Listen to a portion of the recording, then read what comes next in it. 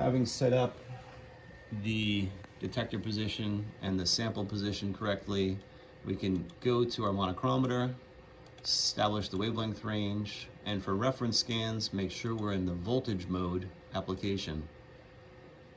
And off we go.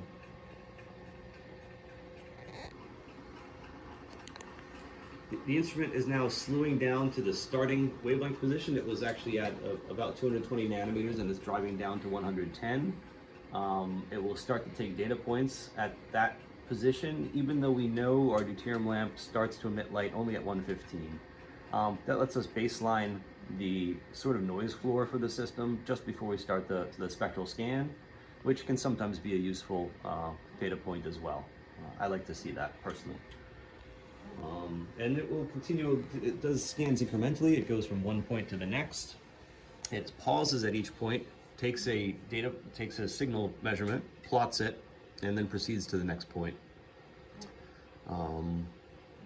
All together at this type of setting, collecting this 100 nanometer long scan will take about 3 minutes. And once we have this one, we'll use that to measure the transmission of a sample or the reflectance of a sample, and so on. So we've collected the reference scan, which looks about like this. This is a very broad deuterium peak centered at 160. It's another useful wavelength reference. And so that's roughly what the reference scan looks like. And we're going to want to save that. Another convention here is to save it as a name, literally underscore reference. Now it's always on top of the list that way, and the reference scans sometimes just get overwritten as the day goes by because we collect them periodically. At this point, we probably want to return these items to their default or reference position in order so we can take another reference scan. Again, this is a single beam system, so it pays to take reference data as often as you can, usually between each scan. And as I did before, I'll take these very short scans to return these items to their default or reference position.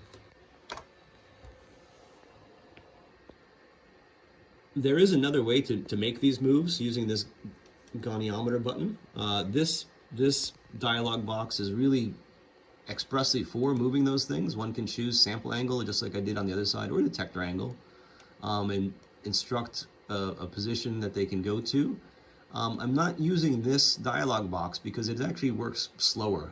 It's more direct and gives you, you can home the sample angle here, home the detector angle here, which are things I can't do from the other panel.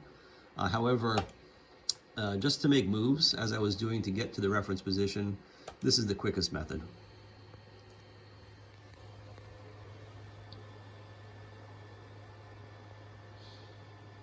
So having returned this is the voltage mode, detectors at 180, samples at 0. I'm going to clear the optical channel again and make another reference scan. And I'm using the same wavelength range because this is where I'm interested in working today. And so I just have to get to the hardware and drop this to that blank position. So there's neither a mirror or a window in that position. And I'll just click scan. And I won't be prompted for a reference because this is the reference data. This is the data that's used for ratioing any subsequent sample measurements.